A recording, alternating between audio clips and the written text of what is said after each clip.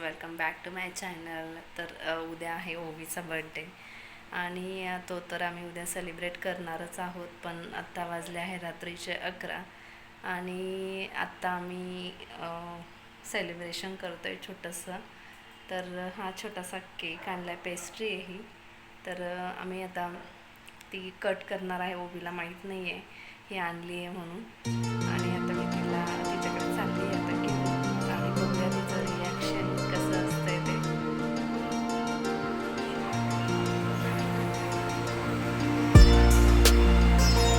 ओवी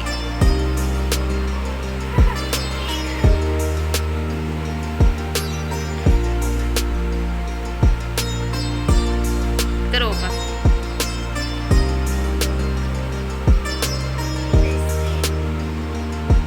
सूर्य आहे का कट कर.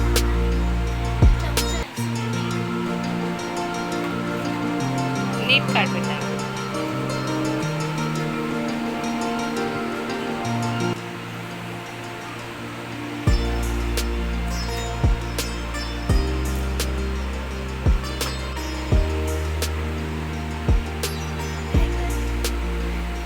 कर ना कट. हा मग छोटा आहे ना, मग स्पून नाही करायचं. Birthday to you. ओवी इकडे बघ, सरळ बस. ओवी केक. हॅपी बर्थडे डिअर ओवी. स्वतःच खाऊन घ्या.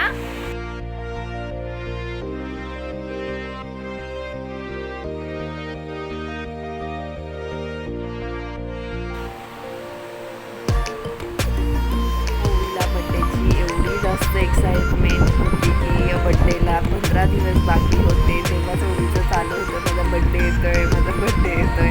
एवढी जास्त एक्साइट झालेली होती ना ती ह्यावेळेस बड्डेला. नाही तर असं कधी जास्त होत नाही. तिला जास्त काही बड्डेचं एवढं काही जास्त वाटत नाही. फक्त तिला असं असतं की माझ्या बड्डेला माझे फ्रेंड्स यायला पाहिजे. पण नेमकी तिचा बड्डे असतो एप्रिलमध्ये आणि शाळेंना सुट्टी लागलेली असते आणि भरपूर मुलं ही गावी जातात. त्यामुळे पण ह्या वर्षी आहेत बऱ्यापैकी आमच्या बिल्डिंगमधली मुले इथेच आहेत. त्यामुळे तिची इच्छा होणार आहे आणि खूप जास्त एक्साइट आहे ती.